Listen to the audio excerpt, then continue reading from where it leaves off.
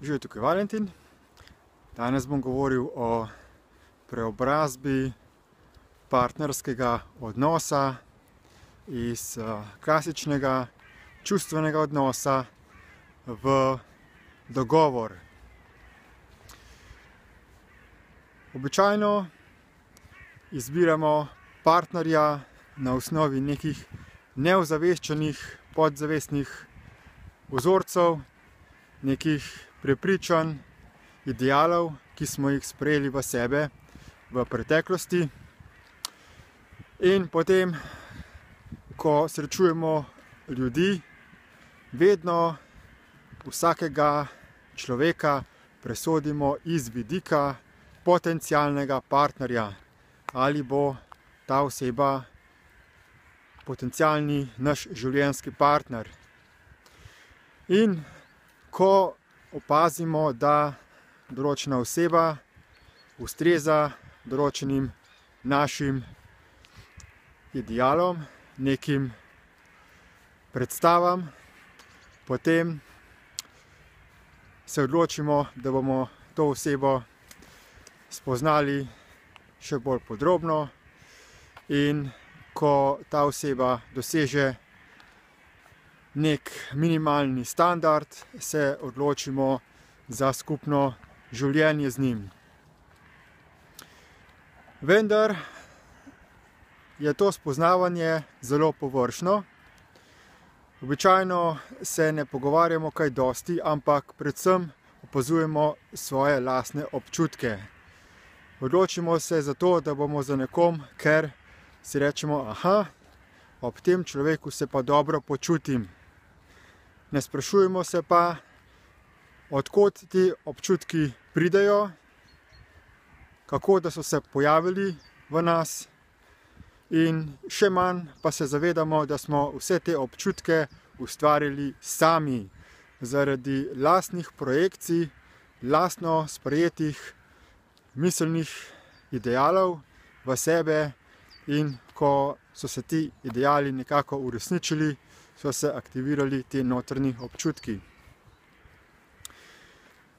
Potem, ko živimo tak partnerski odnos iz meseca v mesec, iz leta v leto, nekako stvari tečejo v redu, vendar pa se potem lahko začnejo v naši notranjosti nabirati razne drobne čustvene reakcije, ko v partnerskem odnosu doživimo kakšne stvari od našega partnerja ali partnerke, ko nekako vidimo, da ne moremo doseči razumevanja, in potem stvari začnemo potiskati v sebe, so vse bolj jeziti, in takih negativnih stvari se potem lahko nabere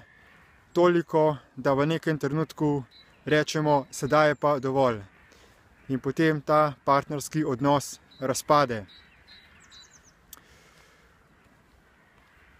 Vse to je rezultat tega, da si že od začetka nismo dovolili nekega odnosa, v katerem bi za partnerjem odkrito in natančno komunicirali o vsem, kar mislimo, kar čutimo, kar si želimo, ampak komuniciramo samo na minimalni stopni, glede na to, da je neka taka predstava, da ko si v partnerskem odnosu, si tako povezan, da ne potrebuješ kaj dosti govoriti, ker nekako kar telepatsko zaznava ta partnerja, kaj drugi partner misli in hoče. Vendar je to iluzija. S takim odnosom si ustvarjamo lastno predstavo, kaj si drug partner misli in želi, in takšne predstave so pogosto nerealne, neresnične, nepopolne ali celo popolnoma napačne. Da ne bi prišlo do takih nesporazumov, napačnih pričakovanj, in naposled razdor partnerske veze, se je zato potrebno čim bolj natančno in odkrito pogovarjati o čisto vsem, kar si partnerja mislita in čutita in želita.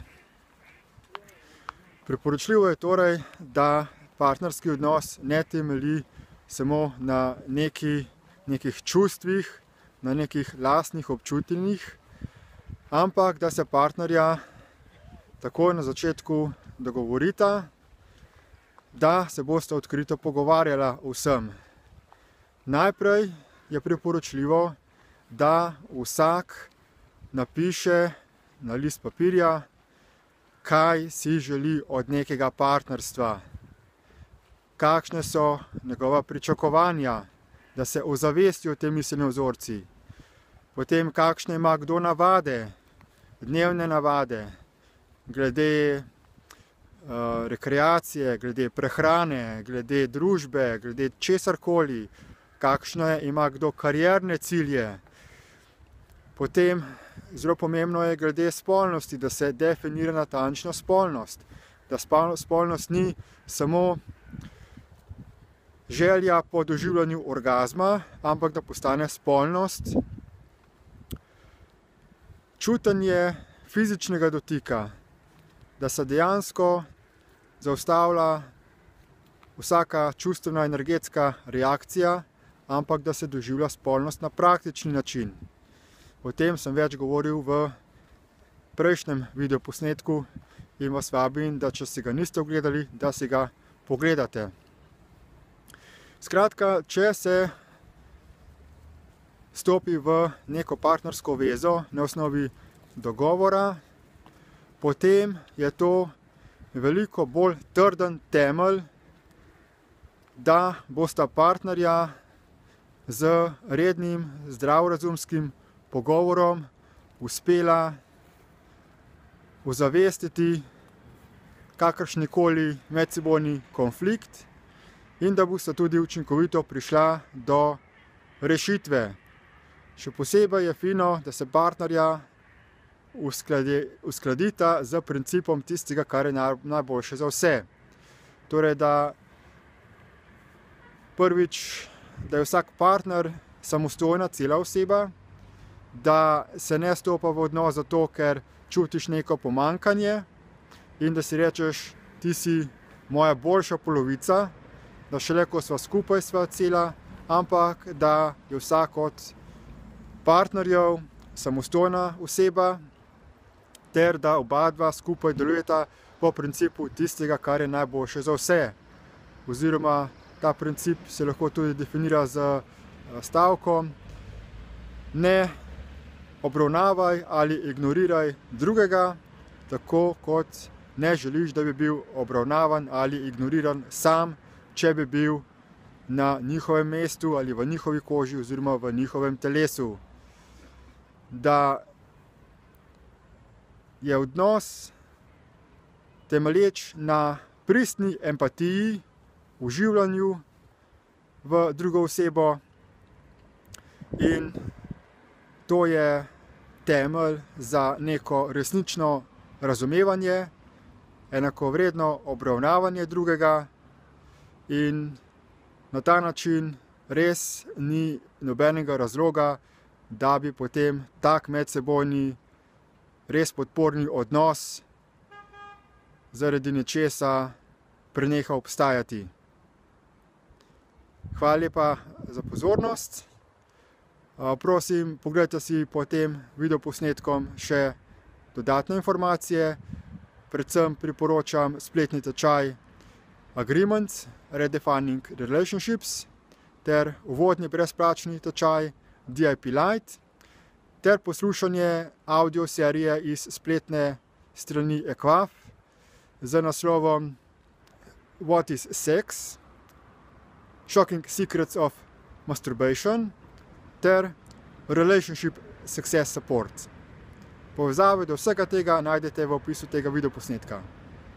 Lepo se majte in nasvidenje!